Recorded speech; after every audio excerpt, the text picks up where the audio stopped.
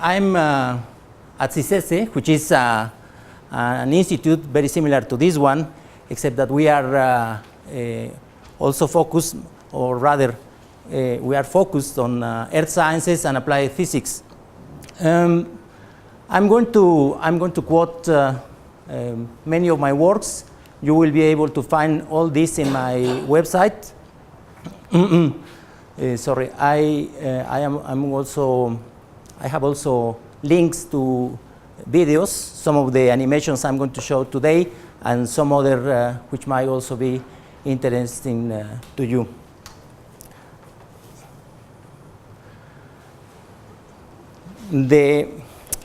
Last year I was reading this English novel, and I was struck by this sentence because, as you may recognize, it is almost a textbook definition of sensitive. Don't go there because you cross. Okay, it is almost a textbook definition of sensitive dependence on initial conditions, and it was written about 15 years before Poincaré published his seminal works on the subject of dynamical systems, what we now call dynamical systems.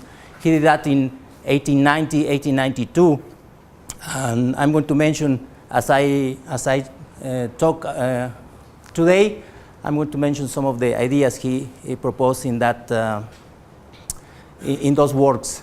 But it is nice to find this reference in the literature a few years before. Well, what is the problem we want to study? Let's suppose that we are interested in the motion of a passive tracer, and then this passive tracer is going to follow particle trajectories, fluid trajectories. Even if we consider a tracer which is not really passive, like temperature or like a contaminant, if we choose the time scales and the model properly, we can treat those active tracers as passive tracers. So our problem is to solve this system of ordinary differential equations. And I'm going to mention some of the problems and of the characteristics that we have to take into account before starting to deal with the problem. Well, of course, this is if we are in fluid dynamics, the dimensions of these vectors, of the position vector or the velocity vector, are 2 or 3. And that's the whole problem. In other areas of dynamical systems, of course, you can have any dimension. But here we are going to have only 2 or 3. And this is an essential problem.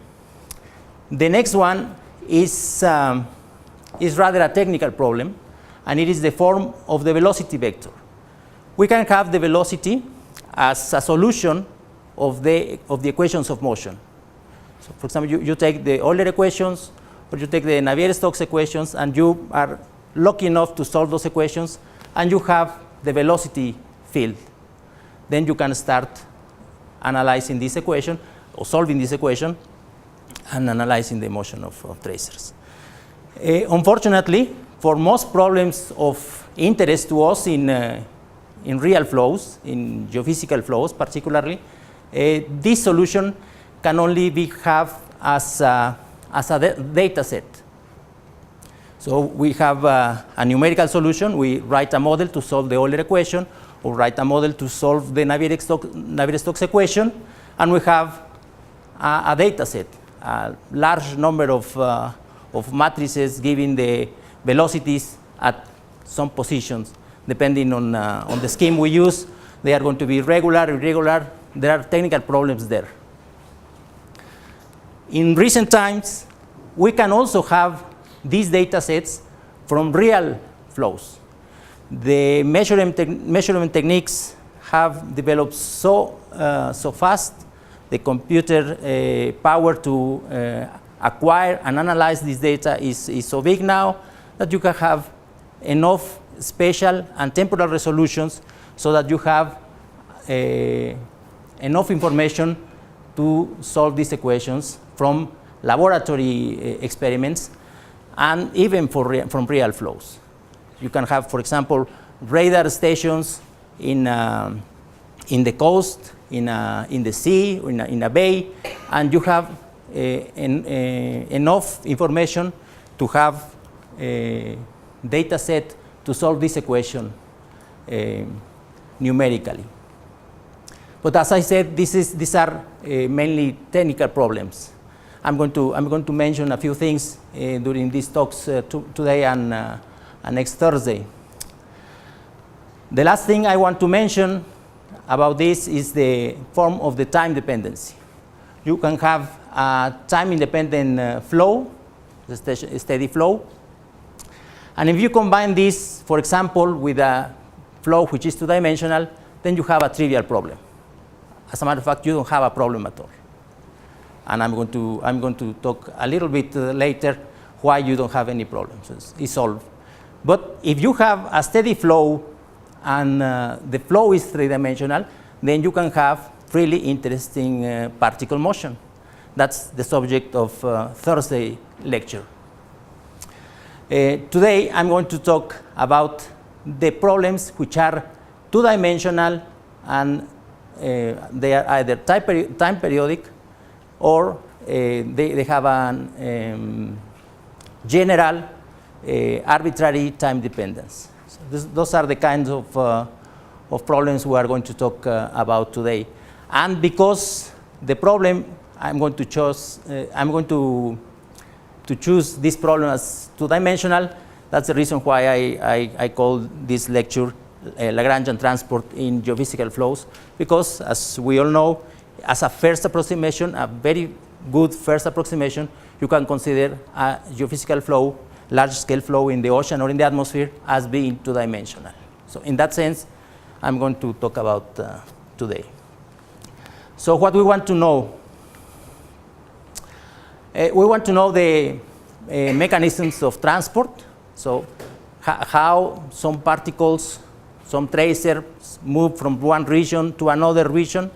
And if you notice here, it is not any region we are interested in, but regions where the particle tracer or the particle or the tracer has a motion which is qualitatively different. And I'm going to be very specific about this in a couple of minutes.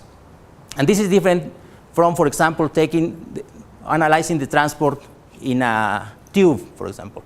You have a uniform current, of course, there is transport, particles moving from one side to the other. That's not the kind of transport we are interested in. For example, in geophysical flows, some people is interested, and for good reason, in how much water is being transported by the Gulf Stream. That's a very interesting problem, very important problem, but it's not the kind of problems we are going to study today. Because there are no qualitatively different motion in those cases. Well, we want to know the places where transport occurs. So where do the particles come from? Where do they go to? And of course, we want to know the amount of transported fluid. We might also want to know something further, for example, the rate of transport. So not only the amount, but how fast it's being transported. Well, all those things we are going to study today. So I'm going to start with this time periodic flow in two dimensions, which is the first non-trivial problem of transport. Well, the seminal work of RF in 1984 started all this. As a matter of fact, he coined the term chaotic advection, which some of you might have heard. Most of the theoretical work that I'm going to use in this section comes from this work, and I have used these techniques in these three works in 1990s.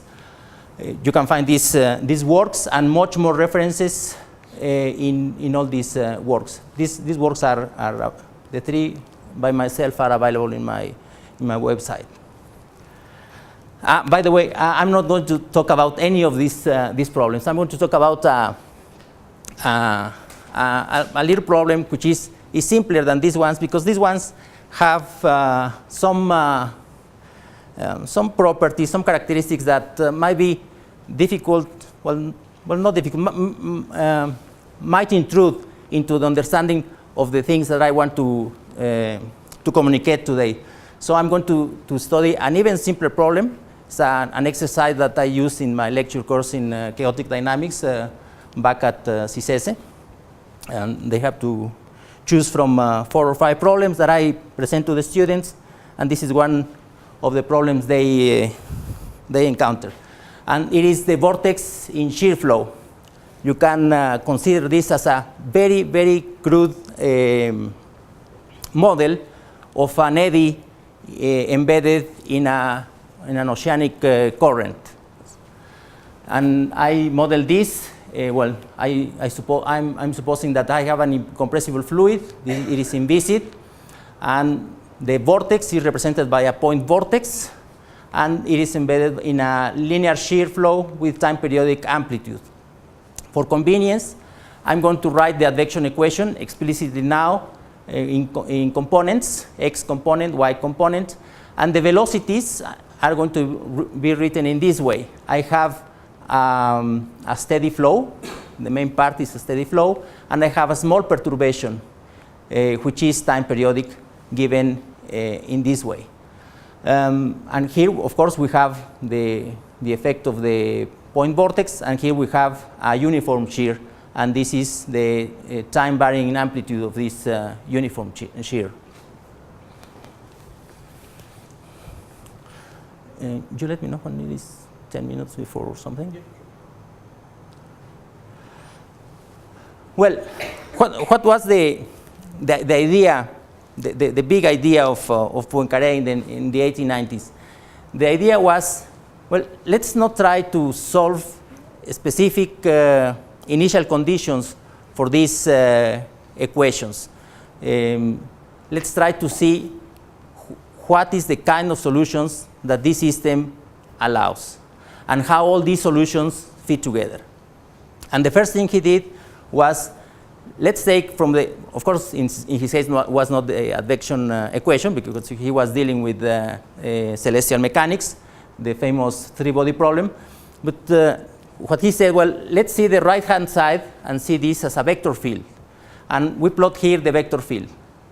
I hope you can see that there are arrows here. And you get a feeling of how the trajectories are going to be just from this plot. You don't need to do any calculation. You just need to see that if I place a particle here, well, probably this particle is going to be a little bit down, but it is going to be from left to right. Here is going to be from right to left. The vortex is over here, and there are some regions where the velocities are very low. So you have a general idea. But then he did something even more powerful. He said, well, let's not look at this velocity field, but let's see. This is not these are not his words. I'm going to mention only what is his word here. But let's see what we now call the phase portrait. So in this velocity field, let's find the stagnation points. So the points where the velocities are 0. And for simplicity, I'm taking at this moment the steady flow part only. I'm going to explain what happens when we add the perturbation. So we set this equation, we set this velocity field to 0, and solve for x and y, and find the stagnation points, or in the dynamical system terminology, the equilibrium points or fixed points. And so we have that there is a stagnation point here, another one here, and another one here. And then we see how the motion is around these points, and we can do this by analyzing the eigenvalues of this matrix. These are the derivatives of the velocity field. We find the roots of this polynomial, and then we find that there are 3 kinds of, in this two-dimensional incompressible flow, there are three kinds of stagnation points. I'm going to mention only the ones that are important to us today, and it is the hyperbolic fixed point in dynamical system parlance, and saddle point in fluids, elliptical fixed point, or also called center. And the next thing is, once you have these fixed points, construct the streamlines that start or end at these points. See, in dynamical system terminology, it is the unstable and stable manifolds of these hyperbolic fixed points. In Poincaré terminology are asymptotic orbits, so I'm calling them streamline, asymptotic streamlines. And they are also called, I'm going to use this term later, and you will find it in the literature. I'm going to call them also separatrices. They are called also separatrices. And they are called that because they divide the phase space, or the plane where the flow takes place. They divide it into regions where particles move qualitatively different. Any particle starting here, for example, moves from left to right, well, with some dip here or whatever, and here moves from right to left. In this region, all particles rotate in this sense, and here particles move in this sense. So we have now our plane divided in 5 different regions. If you point if you choose any point in this plane, just by this phase portrait, you can tell what the behavior of this trajectory is going to be qualitatively, of course. So if I choose this as an initial condition, what it's going to do is going to move in this direction. So this phase portrait gives all that it is, all that we want to know for this two-dimensional steady flow. And here is also this idea of regions of qualitatively different motion. So we have here rotating in the vortex, we have going to the right and then to left, this region. And so the question is now, is it possible that some particles leave one of these regions and enter the other region? Well, it is not in the steady flow, but it is in the unsteady flow, and this is the problem that we are going to study. I think, well, this is very simple. I'm going to show you two simulations.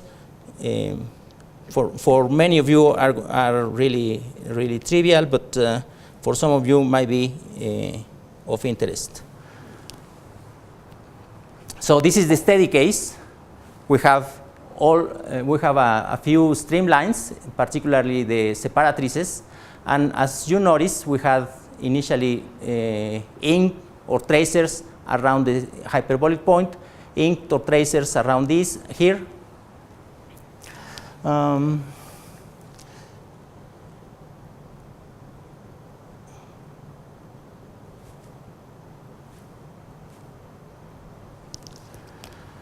And what we see is that what we expected, that particles simply move around this asymptotic streamline in this direction, in this other asymptotic streamline.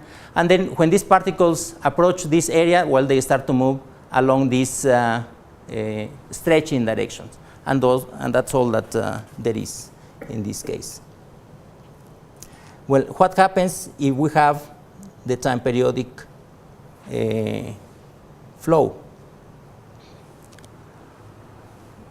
Now you see how the changing strength of the shear flow is changing not the qualitative shape of the streamlines in white, but the size. So they are just oscillating.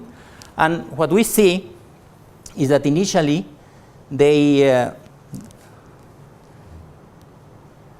this fluid is doing exactly the same.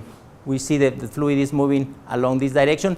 Even though the underlying flow is oscillating, they kind of follow some stretching direction.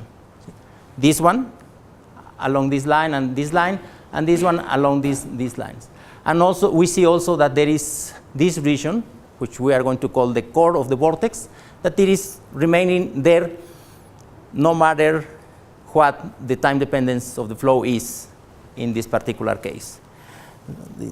So the whole idea of the dynamical systems approach to transport is understanding how these things occur.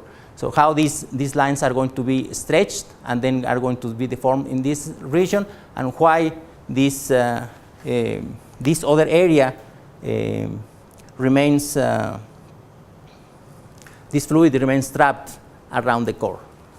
So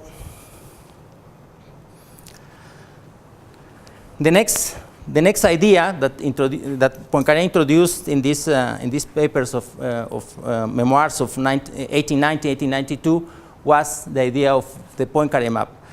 And the idea is very simple. He said, well, we don't have to study the whole orbit. We only need to study the orbit when it crosses some surfaces that are of interest to us. In this particular case of a two-dimensional time periodic flow, it means simply the following. Start with the particles, with your tracers, forget and start with they start moving with the flow, forget what they do during the whole time until the flow reaches until the flow reaches the original state. So after one period, and forget what happens in between. Just record what happened, what the position was at the beginning, what it is at the next period, and the next, and forget for the rest. And this is well, a very, very simple definition of the Poincaré map in this case. And in the steady flow, of course, it is trivial. I have started these tracers along a line somewhere in this direction, and everyone just keeps rotating around these curves. You see that some are, to the eye, are filled, and some are not filled. And that has only to do with the ratio between the perturbation, which in this case has some frequency but zero amplitude, and the frequency of rotation of the particles around these streamlines. So that's why you see some are filled and some are not filled. And that has a very huge consequence when we introduce the perturbation. So when we introduce the perturbation, we see that there are some curves that survive, and we still see, for example, this yellow line here. We see another yellow line, and a lot of orange and red lines that survive the perturbation. These lines are known as Kolmogorov-Arnold-Moser tori, or curves in this case, and they come from the Kamm theorem that gives us the conditions that must be satisfied for the survival of these curves. And these curves are essential for our problem in fluids, because these curves form impenetrable barriers for transport. So if some particle lies inside at some point, it is going to be inside this region for all time, at least in this model. Of course, that has implications in biology, for example, or for transport of heat or properties or salt or whatever, if you are in the ocean. If you are in the ocean and you are able to identify this Kamm curve, then you know that whatever it is inside, which is passive, of course, be it salt or a trace, a pollutant or whatever, it is going to remain there for all time. The other important thing that we notice here is that the blue particles, green, blue particles, are well mixed together in what is called as a chaotic sea. And what we are going to study is what originates this chaotic sea and how the structures that originate this chaotic sea are the structures that allow us to quantify the transport between different regions, for example, this region and the interior of the vortex and the other regions. And these structures are is it possible to correct that one? These structures are called as I mentioned before, in the steady case, are called the stable and unstable manifolds.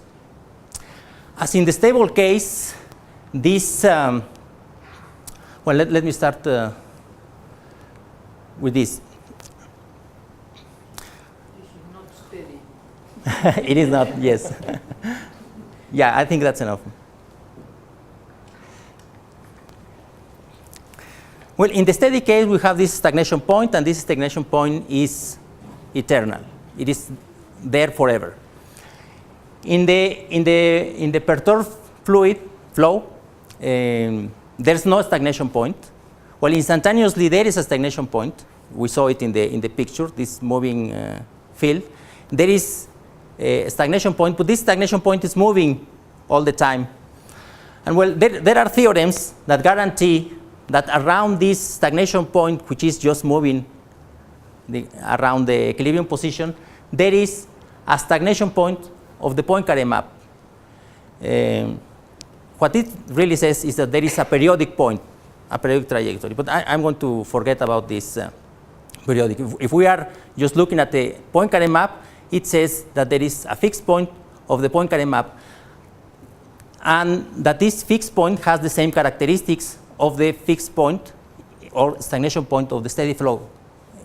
What does that mean? That means that if I have a stagnation point which is hyperbolic in the steady flow, I'm going to have a stagnation point in the Poincaré map that it is also hyperbolic. And if I have an elliptic point, then the Poincaré map is going to have also an elliptic point. And the stable and unstable manifolds, and as we saw in the animation, are going to leave this stagnation point in the same smooth way as they did in the steady flow.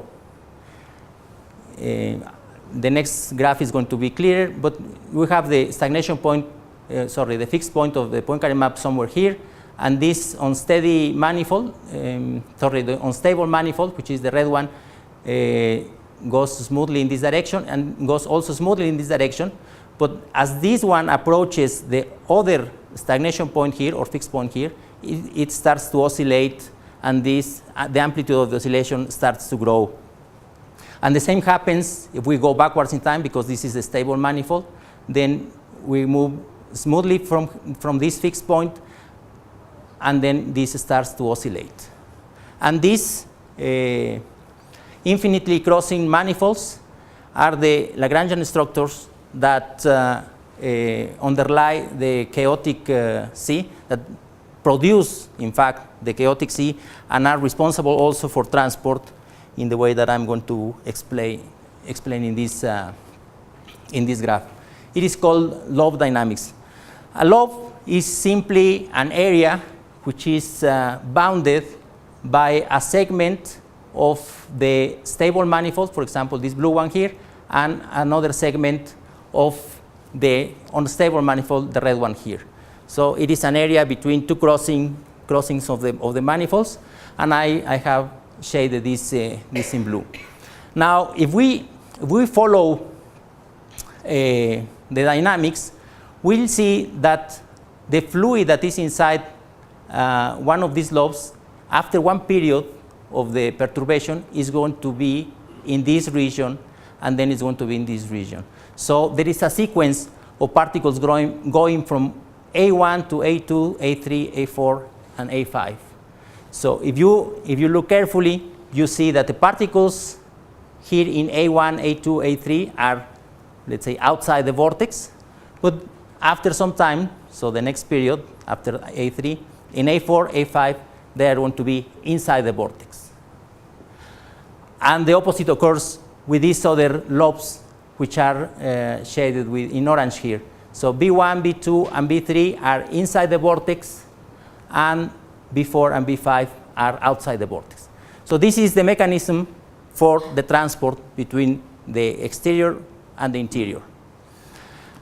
There is no other way to enter.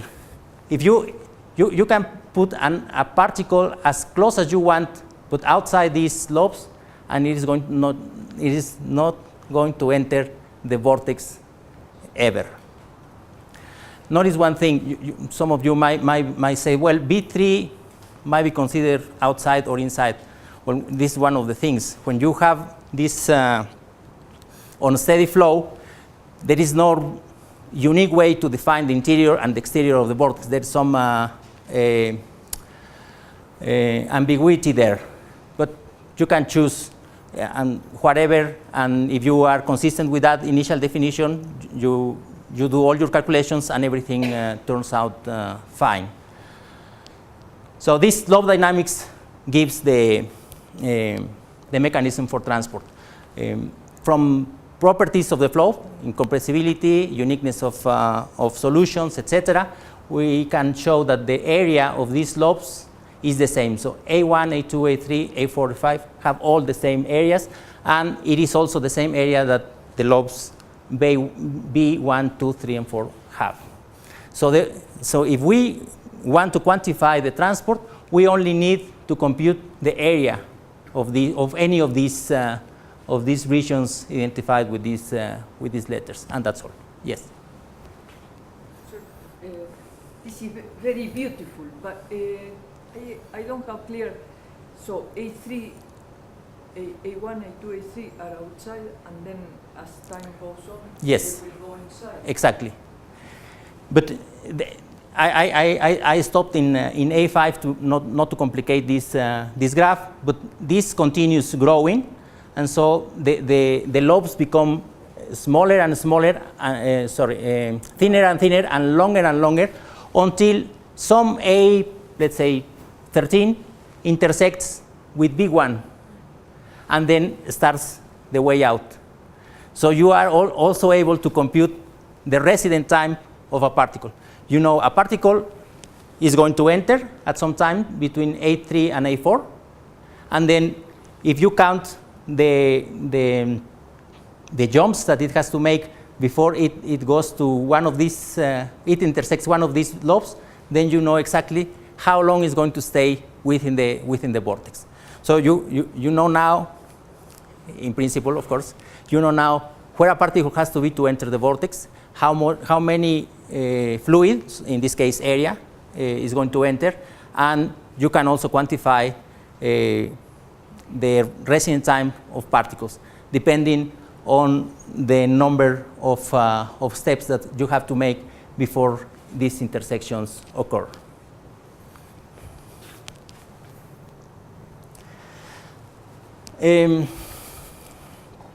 There is this method. Well, let me. I'm going to use this one. So I said you can quantify if you compute the area of these lobes. I haven't mentioned this, but of course you might imagine that these lobes are not lines. You do not compute lines. You compute the motion of points. So I'm representing these lines as nodes. There are technical problems. You have to have enough nodes, that you have to ensure that they are not too close together, they are not too far away together. So, some things that you have, if you are interested, you may consult the literature that I mentioned at the beginning of this section. But in any case, you can select a segment of this manifold and a segment of this other one, and you can compute the area in between this region, and that's the solution of this part of the problem, the amount of fluid that is going to enter the vortex. There is an interesting thing here, that you don't need to do that in order to compute the area, and for that you use the Melnikov method. The Melnikov integral is up to a normalization factor, is a first order approximation of the distance between the manifolds along the along the steady separatrix. So if you see, maybe it's hard in the back. There are green lines here. Those are the steady separatrices. You have the red line, which is the unstable manifold, and the blue line, which is the stable manifold. So if you compute this integral, which contains only, well, what you have to do is make a parametrization of an orbit along the the steady separatrix.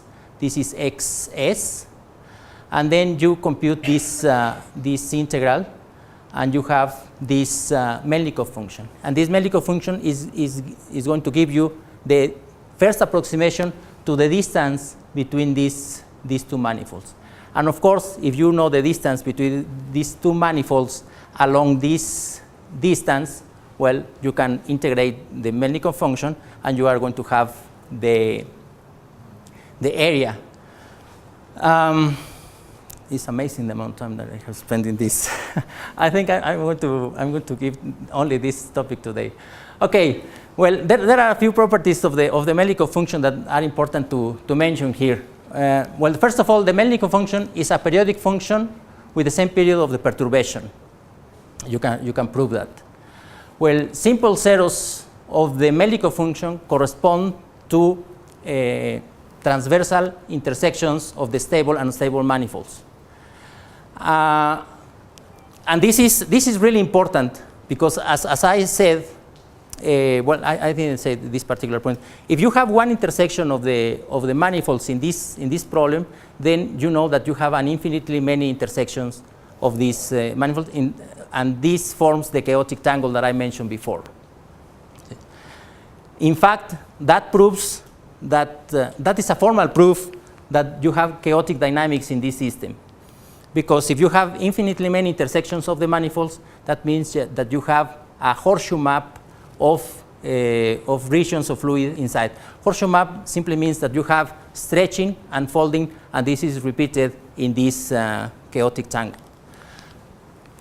And that is, by the way, another definition for sensitive dependence on initial conditions, with which I started this talk. And well, what I already said is that if you integrate this Melnikov function between these two primary intersections, two consecutive primary intersections, then you have an order epsilon approximation to the area of the lobe. And this is very important for this kind of problems because you can explore the parameter space simply by computing this integral. And I showed this an example here. This should be a small not capital. It is the perturbation. So what I have here is the amplitude, the frequency of the perturbation of the shear flow, and here I have here the frequency of the perturbation of the shear flow, and I have here the area of the lobe that is produced with this particular frequency. And in blue, I have the computations with the Melnikov function, and in red, I have the computation that I mentioned before, that of computing the actual manifolds, selecting the segments, and computing the area enclosed between these two segments of manifolds.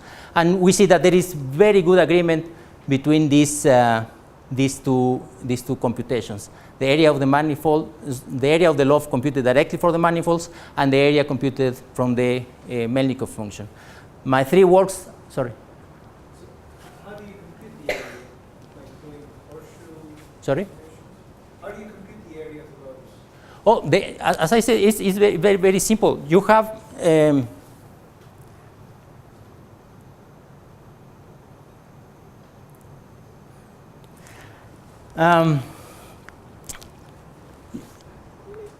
you computed these manifolds by computing the trajectories of a set of nodes.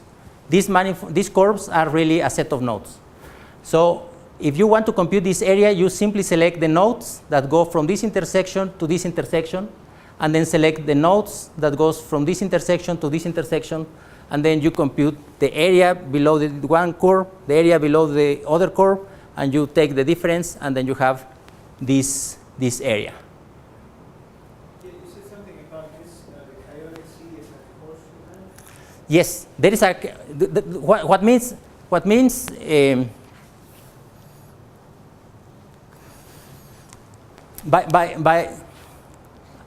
I say that there is a horseshoe map there. What that means is that if you have, for example, a circle of tracers, you place a circle of tracers here, what you are going to see is that this circle of tracer is going to be stretched and it is going to be folded, and it is going to return to this area. That means that this process of stretching and folding is going to return, is going to be repeated again and again, because this flow is time periodic. So that's what I mean by horseshoe map. You can have a circle here, as the circles that I show in the animation, for example. You put it here, and you see that it is going to move in this direction, and it is going to be stretched, and some part is going to return to this neighborhood. And so the process is going to be repeated. It's going to be stretched again and be folded again. And the next period is going to be stretched again and folded again. And that is one formal definition of chaotic dynamics, that you have a horseshoe map. I thought the modes could be computed as iterations of No. Well, as you see, when you have a two-dimensional flow which is time periodic, you have a wealth of techniques that have been developed in dynamical systems, and which are very powerful and can give you practically all the information that you want to know about the system. Unfortunately, in geophysical flows, we don't have usually those kind of flows which are time periodic. Usually we have arbitrary time dependence, and usually we have that the flow is given as a data set, either from observations or from simulations. So I'm going to show you very briefly this example. I wrote a couple of papers on this subject, slightly different approaches, in 2001, 2005, and the general references for this theme can be found in these two papers. I'm only going to mention one in this in one of the slides in a couple of minutes. Vortex merger. If you have two vortices, this is a two-dimensional flow. We are still in two-dimensional flows. If you have two vortices which are equal and are located at some distance, the behavior can be one of two. If they are closer than a critical distance, they are going to merge into a single vortex. If the separation is larger than that critical distance, then they are going to rotate around each other endlessly. This is a laboratory experiment of merger of vortices.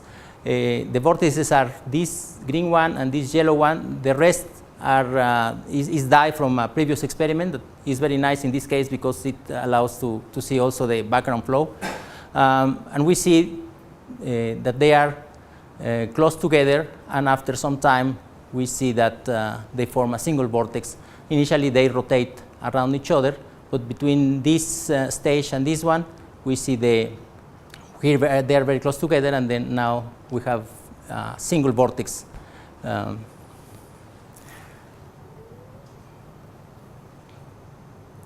So I solved this. Well, that was a numerical simulation. Sorry, that was an experiment. But we can. The rest of the talk, I'm going to talk about the numerical solutions, which is not really important which method I use. Thank you. Which is not very important which method I use. I have a solver for the two-dimensional Euler equation, and I can have the velocity field for a series of times. Now, from what we saw in this laboratory experiment, we know that at the initial stage, before merger, of course, we have two different vortices, And we can compute the phase portrait as before, and we can do that in the fixed frame. And we observe that there is only one hyperbolic point in the middle between these two vortices, and there is some elliptic points here and here, which are not really interesting to us. We are mainly interested in the hyperbolic points. But there is one interesting thing here. You can see the things in this fixed frame, or you can see the things in the frame rotating with the vortices.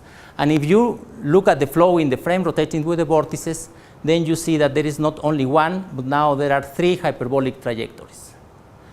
That is what this phase portrait says. So rotating with which? With the two vortices, because so you are not rotating with within one vortex, but with the two vortices. So you are mounted in a system that rotates with the two vortices, not with one vortex.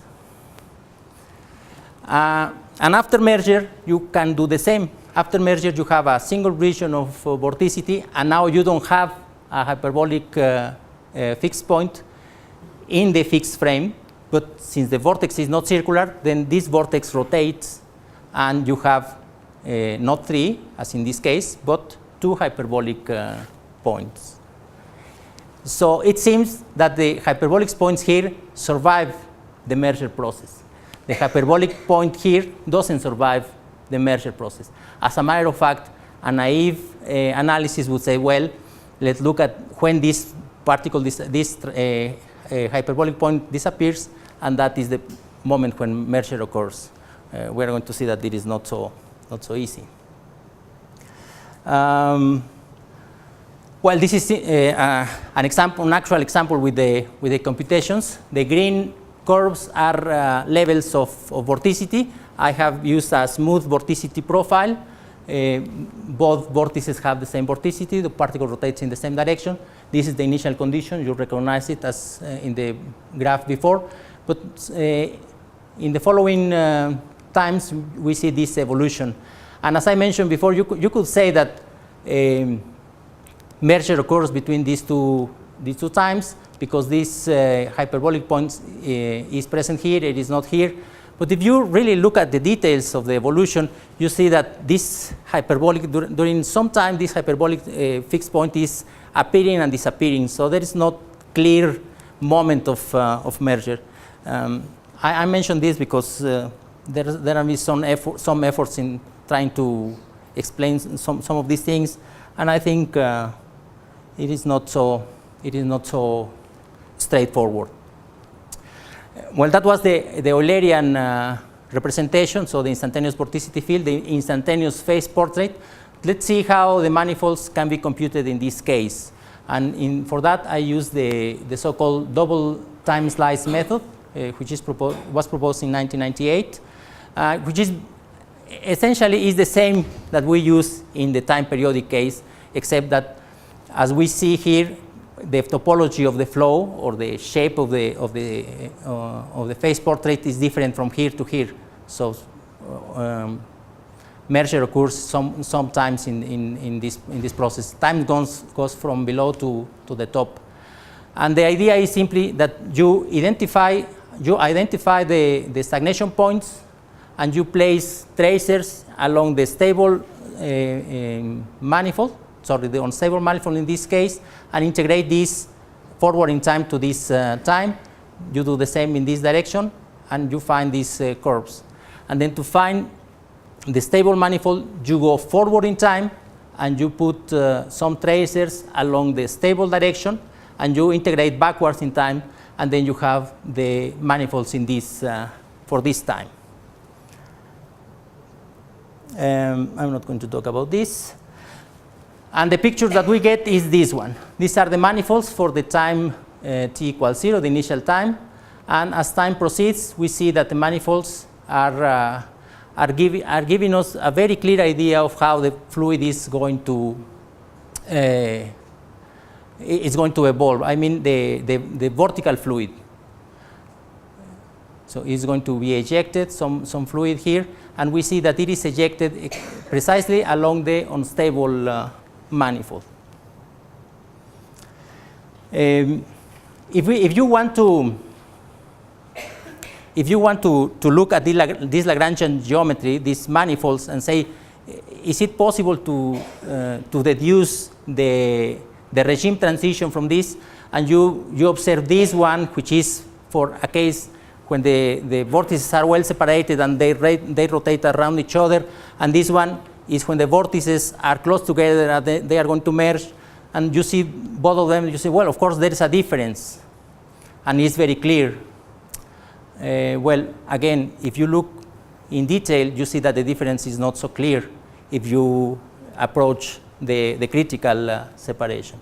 And I'm going to show you just one example. This is a case of vortices which do not merge. This is the separation of the vortices, the distance divided by the radius. This is a slightly smaller distance. And you see that the manifolds are very much the same. The difference between both of them are quantitative more than qualitative. Of course, there must be a difference, and this difference appears if you take longer time manifolds, and then now you see some difference.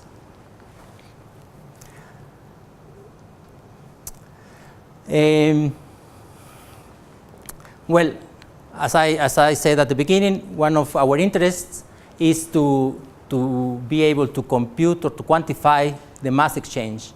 And here is the way we do it in this problem of merger.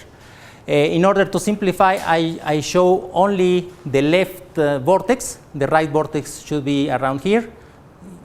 Here is the same, left vortex, the right vortex here.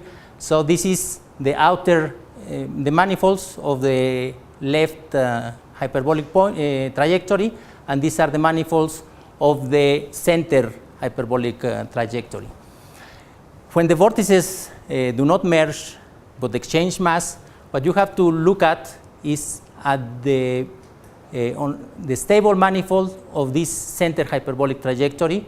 And when you want to analyze the amount of mass exposed during the merger process, you have to look at the stable manifold of this outer hyperbolic trajectory.